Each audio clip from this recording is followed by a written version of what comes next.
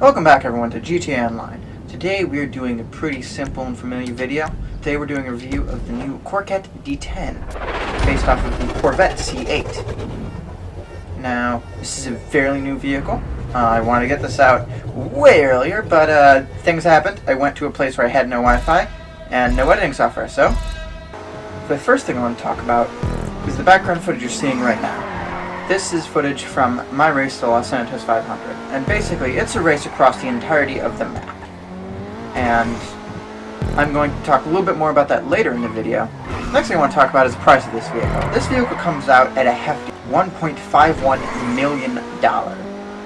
So the three vehicles we're going to be comparing the Coquette D10 to is the Pariah, the Schlagen GT, and the original Coquette sports car. Next thing we're going to talk about is the relative top speed of these vehicles. And to do that, we're going to be using a completely flat stunt course track. It is completely straight, and no vehicles are going to use the boost feature right off the start. Now, people have commented about how there's problems with this kind of track, and the same thing with like an airport drag race. There's problems with them. The fact that they don't reflect on an actual road, because on the roads of this game, there's a lot of bumps and little micro things that don't even really show up in texture. They're just not flat. For the time results for the flat speed test, we have the Pariah coming in first with a time of 2 minutes 38 seconds, followed by the Coquette D10 at 2 minutes 44 seconds, then the Schlagen GT 2 minutes 45 seconds, the Coquette Original 2 minutes 54 seconds. Now we're going to be doing a different top speed test that takes place in the actual map. This style of testing follows just the same as the stunt track testing one does. Land speed testing requires you to take the exact same path for it to be completely accurate, which is almost impossible, as even being over a few pixels changes the entire context the handling plays. Now for the times for the land speed test. We have the Pariah, which came in with a time of 45 seconds. Then we have the Coquette D10 at a time of 47 seconds. The Schlagen GT also with a time of 47 seconds, and the original Coquette with a time of 51 seconds. This, once again, is reflective of what you're going to be experiencing when you're driving roughly on an average set of road. This is not perfect. Again, different areas of the map are going to affect your handling very slightly differently. Now, I talked earlier about the Los Santos 500 race that I had. That's going to be the background footage of this entire video, except for when I'm specifically showing the footage of the other racing forms.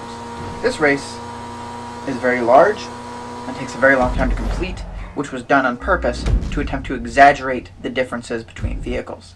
For the times for the LS 500, we have the Pariah coming in first with a time of 12 minutes and 1 second. The Coquette D10 coming in with a time of 12 minutes 18 seconds. The Schlagen GT coming in with a time of 12 minutes 19 seconds. And the Coquette coming in with a time of 12 minutes 41 seconds. Now, as you can see from the footage that's going on around you, the race takes place over basically the course of the entire map and puts the vehicles in several different scenarios. There are tight handling portions of the map, there are long straight portions of the map, and it's really meant to put the car through as many different experiences as possible. And that is why I decided it was valuable to include the times on this track, because of how versatile the course is and how many different experiences you get. So now let's talk about handling purely. Now I'm not going to show the different handling times for the other three vehicles. I'm just going to show you footage from the Coquette D10 and specific moments that I think really emphasize how this vehicle handles. Now, I feel this vehicle handles very, very similarly to a Schlagen GT, but I feel like it just outperforms the Schlagen GT to every metric. Every time I drive the Schlagen GT, it feels like the rear wheels are going to slip out from under the rest of the car and I'm going to lose control and spin out. And with the Coquette D10, I feel the same. However, I note more times that I'm able to recover with the Coquette D10 than I am with the Schlagen GT. Overall, the Coquette handles fairly well. It does feel like it fits into that section of sports cars that's not at the top tier.